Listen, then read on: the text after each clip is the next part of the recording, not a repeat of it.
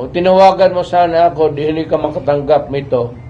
Ikaw putang ina ka, hindi ka nakatapos hanggang second year college ka lang.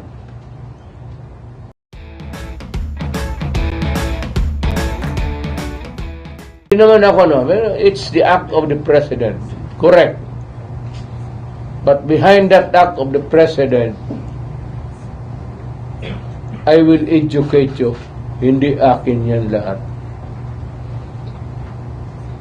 I cannot make a move relative to the security of the country without asking the military and the National Security Council. Kaya yung agreement na yan, kung totoo, nasabi ko na sa mga militarya, you should not keep anything secret when you're talking about the national security. Ang mga military, nandyan talaga yan.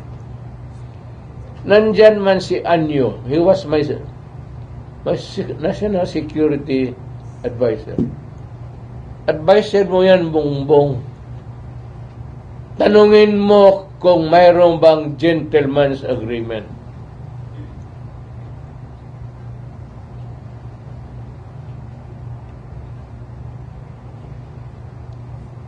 Aywan ko, ayaw kong mag-insulto. Inumpisahan mo eh. Kung tinawagan mo sana ako, di hindi ka makatanggap nito. Ikaw putang ina ka, hindi ka nakatapos hanggang second year college ka lang. Dumaan ako sa lahat ng taga Foreign Affairs, Undersecretary Ingles, si Ambassador Terona,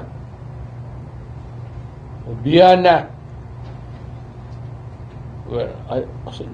si David Rapos, then si Maria Sison. Doon ako medyo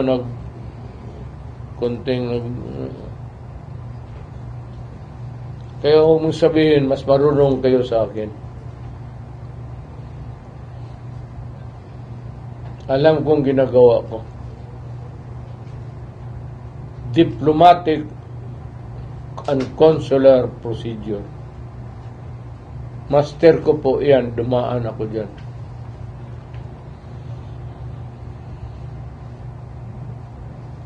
Any question? Okay, questions. Edith? Okay. Jermelina Laporte from Inquirer. Mayor, I just want to know, sa inyong recollection po, was there a written agreement and was it binding? If you are looking into the documents, that means that there was a written agreement. Ayunin? Yes, sir.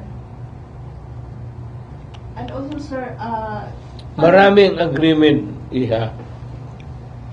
When you're dealing with the foreign relations, maraming agreement yan. Not only with China, but with all of the mostly Asian countries. Hindi basta-basta na lang sabihin mo na once upon a time. About what Harry Roque, former spokesperson Harry Roque mentioned, that the agreement banned the gentleman agreement, parang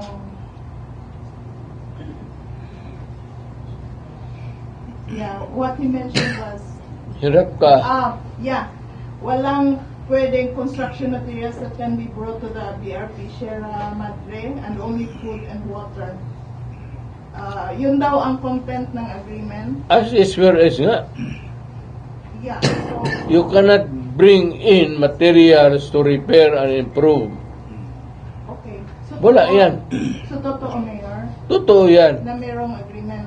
No agreement. as is, where is.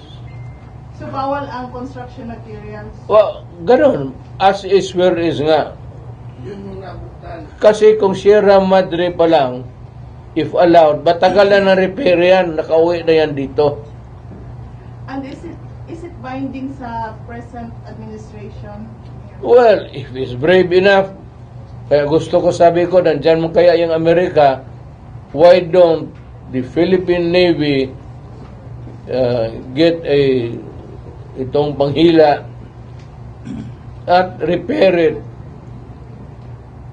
Or, wag na yan. Nandiyan pa kayang Amerika, occupy the islands and drive the Chinese away.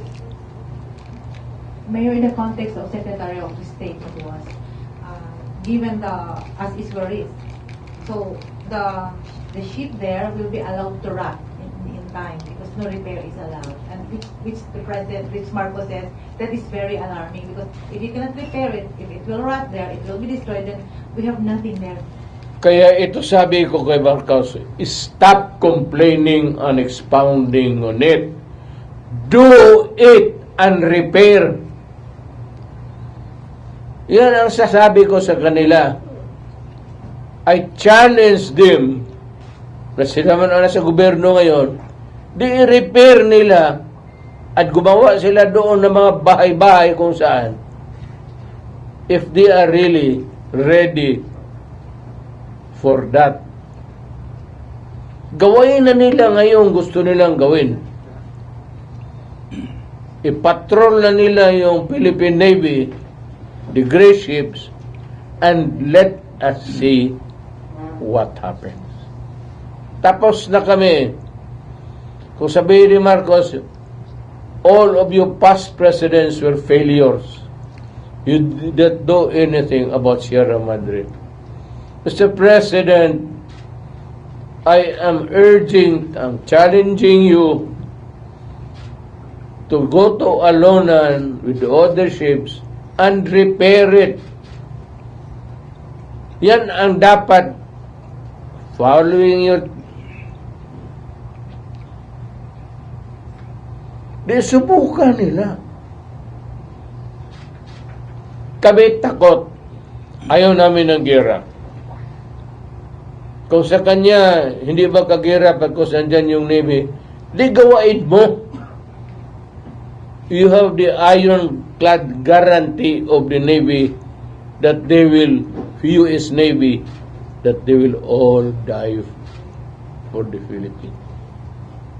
Are we saying that the recent maritime cooperative cooperation exercise is just a show of force, and even if Japan, Australia, Philippines, and the United States will collaborate to repair the Sierra Madre, still it's an exercise in futility? Would you take that risk? Go ahead.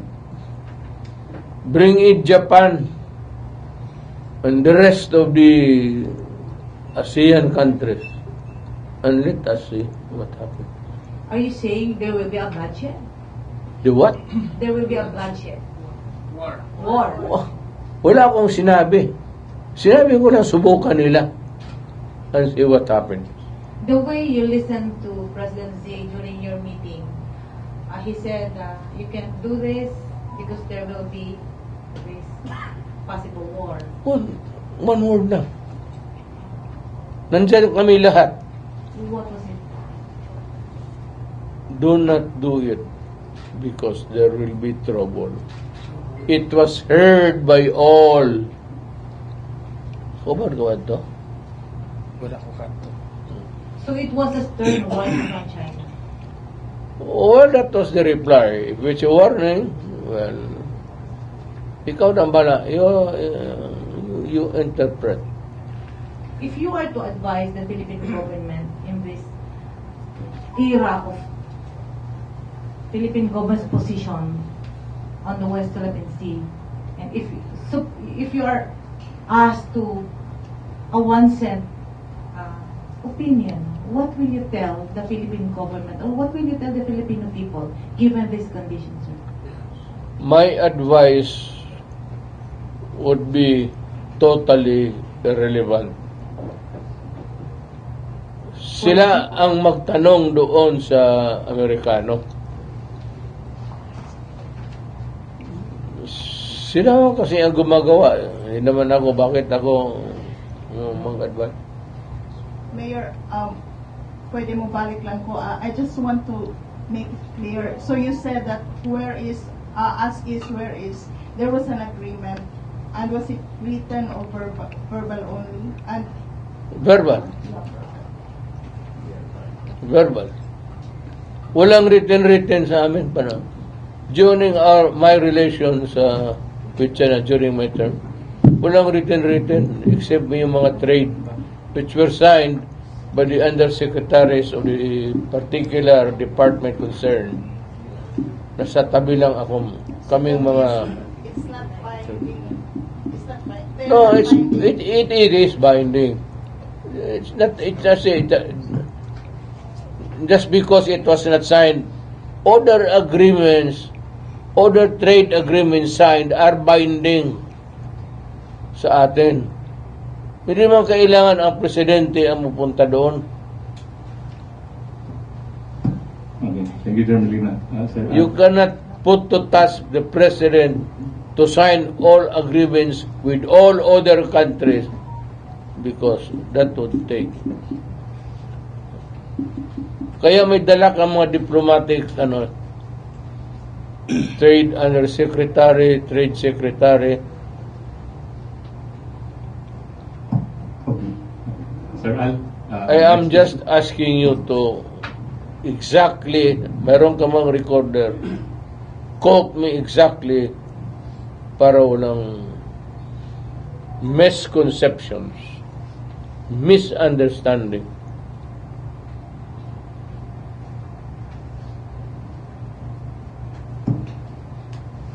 Thank you, Mayor. Okay, may gabi Mayor, Ginugin sa Sodoman. Gihimong isyu ni Bongbong Marcos just because of Ali Roque. Ipalayo mo yung mukha nga mo kasi maliit ang kwarto. Gihimong isyu ni Pbbm ang statement ni Harry Roque, and then yung advisor, Attorney Salvador Panilo, sinabi niya, tinawagan ko ang presidente na kausap kami, walang gentleman agreement. Bakit sinabi ni Harry Roque na mayroong gentleman agreement at yan ang ginagawang issue ni PBBM, Mayor? Ano mo, si Harry Roque wala pa doon. Harry Roque joined my administration almost halfway na. Ang si Panelo ang nandoon. Wala si Harry Roque. He was not there because he was not part of the government delegation. So, wala ho akong maisagot dyan about Harry Roque. Ask him again. Ask him again. Okay. Kung may agreement man kami ni President Xi Jinping, walang secret agreement yan. We agree. Then after that, yung agreement namin, isasabi namin sa mga tao, foreign affairs particularly, to verbalize everything that is being said in whisper. Kung meron man ang agreement. Bakit sinabi ni Harry Roque, wala pa siya doon noong panahon na yun, sinabi niya na kinakakalito at ginawang isyu ni PBBM ngayon. Bago siya lumipad ng Amerika, ginawa niyang isyu na meron lang kayong... Do you know Harry Roque? Do you know him? Do you have an idea of what his personality is? Meron kayong idea? Ano? Pareho tayo. Maraming salamat, Al. Si Rich. Chisa and then Randy after. May gabi, Mayor.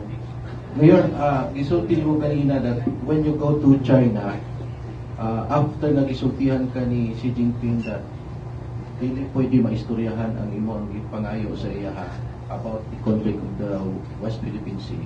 After anak, wala na ba Wala. of talks nga naitabo? Tapos na lahat eh. During our first meeting, nandito yung cabinet ko. Nandito yung mga military sa Lorenzana. What would be the point in bringing up the matter again with him kung sinabi sa iyo, please do not do that, there will be trouble. Anong ibig sabihin niya? Trouble na yan sa kanya kasi may nuclear bomb nila. Kaya that's a big deal for all of us. Matutunaw itong Pilipinas at After, before you get out from the office, Mayor, wala na ba ini attempts to buhion na siya ng iskutanan? Kanang after atong China and then for how many years nga naka sa pwesto bago ka muhawa, wala na ba gay attempt na buhion to siya ng istorya? well, the day I went out of Malacanang,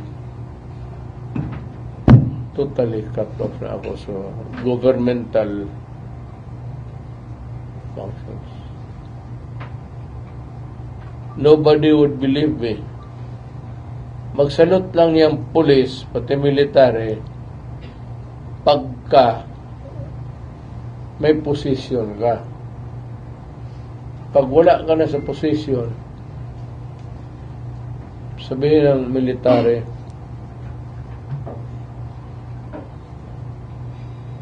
sabihin mo na, sabihin ko,